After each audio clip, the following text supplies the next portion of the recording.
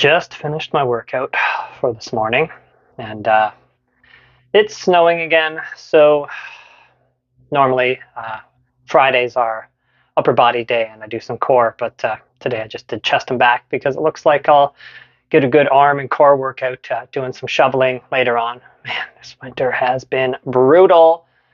What are you gonna do? Still in my workout gear, and I got it's my DECA shirt. I did a Spartan DECA event, which is like a fitness competition. I did that last weekend with my friend Amanda, and super good time. I actually have a fitness channel for my hopefully one day fitness training business called Durability Fitness Training, and posted a video from the DECA event and didn't do as well as I was hoping. I kind of blew up at the end. So it's like a mix of cardio elements and then like weight training exercises, and just didn't pace myself well enough, I guess. And towards the end, I was dying, hands on the knees, and lost a bit of time trying to recover in between exercises. And that brings me to what I wanted to say in today's video. I have my final exam, my practical exam, where I have to take a friend of mine, a volunteer, through a practical workout. And this is for the certification for fitness training specialist. And it's through CanFit Pro. And once I have this certification on Monday, which I think I will get it. I feel pretty confident. I'm studying for the next couple days, but I feel pretty good about doing it. I already did the written exam and did really well. So I feel like this should be okay. Once I get that certification, that's the last big step other than getting a job in the industry. And yeah, it's nerve-wracking. And to be honest, I've changed careers a number of times in my life. I've had a bunch of just kind of regular jobs throughout my life. Like I've worked in department stores as a stock clerk. I've worked at call centers, but I've had a few what I would call careers. One of them was as a chef. I have my red seal. I worked as a chef for a number of years. I really enjoyed that career, but it's a tough career. You're working mostly weekends, holidays, stuff like that, late nights. So it was nice to get out of that career. I worked as a finish carpenter for many years and truly loved that career as well. I worked in retail for a while, and I was an events coordinator and manager at an outdoor retailer called Mountain Equipment Co-op, MEC.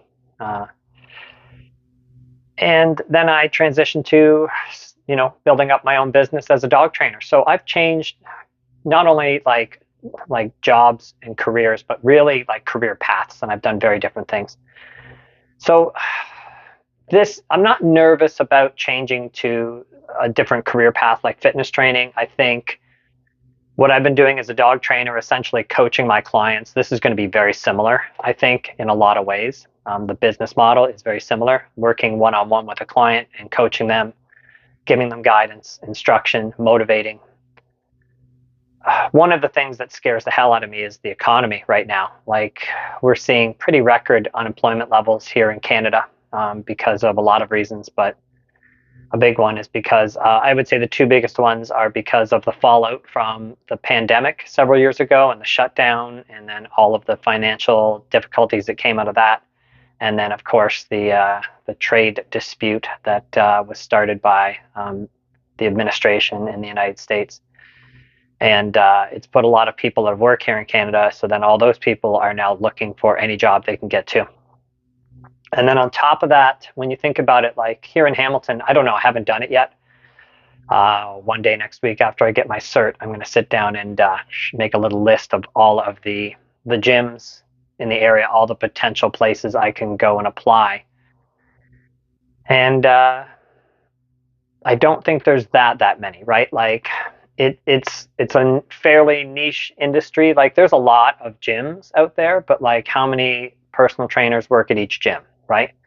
So now I'm vying for a spot as a personal trainer in one of the few spots that are around for a personal trainer, right?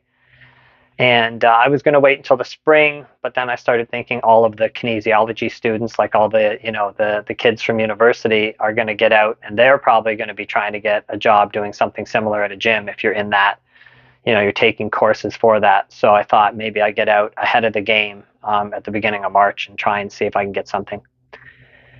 Uh, yeah. The original plan was to start my own business. I've got an amazing home gym that I've built up for myself, but over the last year, I've put a lot of equipment into that home gym that was geared at the variety of clients' needs that I might be working with, because the original plan was to train out of here, out of my home.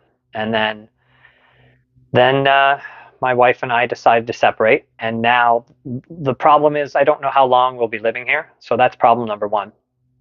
And let's say over the next 6 months, I start to build up a viable business here, and then we decide to move apart and I can't find a home to live in immediately. Or I find a place and the bank goes, "What do you mean, man? You have no income to show." Like, one of the issues we had when my wife and I bought the house we're in now, 7 years ago, I think, I had just started my dog training business like a year or two before that. So I didn't have enough like business receipts, enough income, proof of income behind me.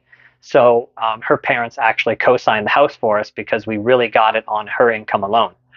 Um, and now it's the same damn problem. I'm going to be starting a new business, or maybe even just starting a new job, and maybe a bank is going to look at me, even though I should have a nice down payment from the sale of this house. Maybe a bank is going to look at me and go, "Hey man, like, you don't have enough history right now. You don't have enough history at this job, or you don't have enough history in your business to prove that you can make a mortgage payment, so we don't feel confident in giving you that payment." So that's one of the issues I'm worried about. And because of that, I discussed with my wife. It's weird to say that sometimes. Like, she's still my wife. We're still married, we're separated, but she's still like my best friend and the person I'm closest to, and we still live together. So we still make decisions together.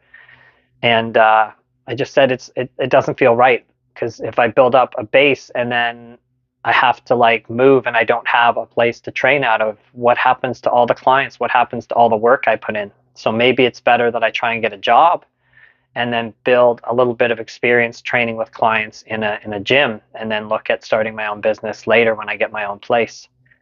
But then there's the whole fear of like, are there even jobs out there in this industry? And the other thing is, I started over a bunch of times, but I started over in my 30s. Like, I haven't started over in a new career since my late 30s, very early 40s. So, man, I'll be 52 in a couple of months in April. And to be starting over again, new career, new life completely, right? I'm going to be living in a new place on my own. It's a lot. It's a lot to take in at this age. And I'm fit and I'm strong and I'm healthy, but in some way I feel tired, if that makes sense. Like, I just think of like starting over again at this age, and I go, shouldn't I sort of have my life on cruise control by this point? Um, but yeah, you don't always, life doesn't always go as you plan or as you want. So yeah, excited to finally complete this. I started studying for all of this back in October. So this has been many months to get this certification. I didn't think it would take this long. And man, once I complete this on Monday, this is just going to feel great. But then the real stuff, the real hard stuff starts, trying to find a job and building a career in a new industry. Well, it is what it is, but I should get out of my workout clothes and get this day rolling, because I got some studying to do for Monday. All right, I'll see you in another video.